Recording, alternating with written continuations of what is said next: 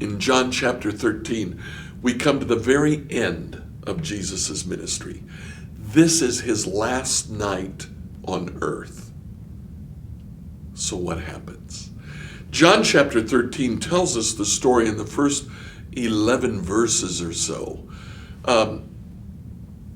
How he brought them to the upper room.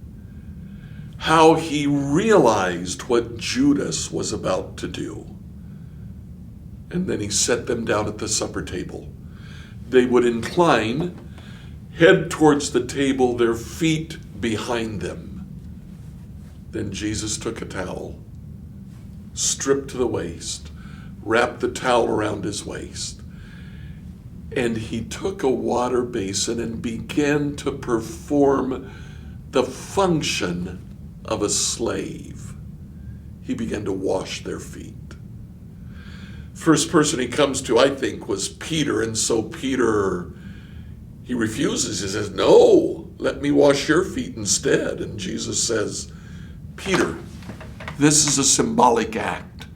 This is me cleansing you. Let me wash your feet." Peter says, "If that's what it is, then wash my whole body." Jesus says, "No, your feet are enough."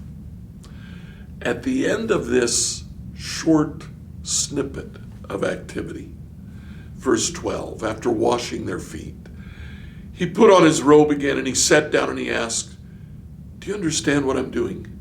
What a great question. Do you understand what I'm doing? You call me teacher and Lord. You're right. That's what I am.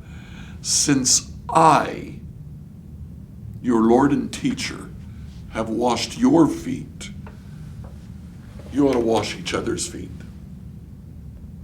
I've given you an example to follow. Do as I've done to you.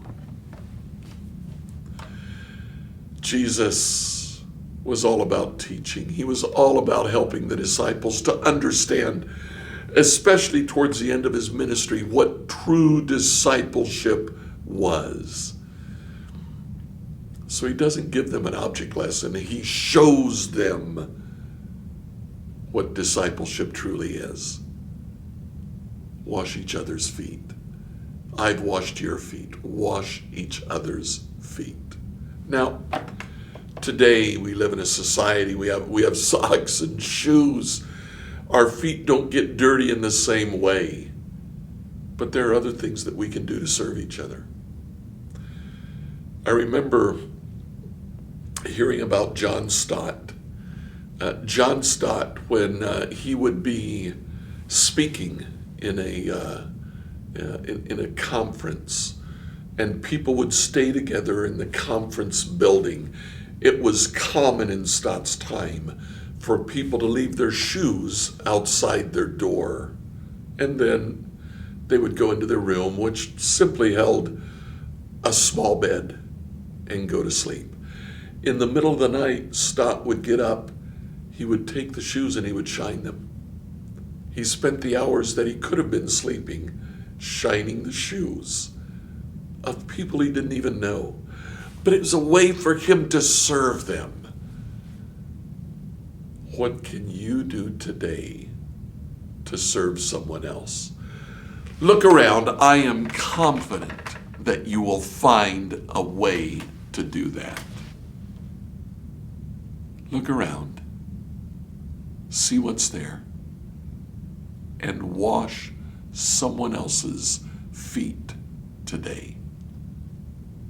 We'll see you tomorrow.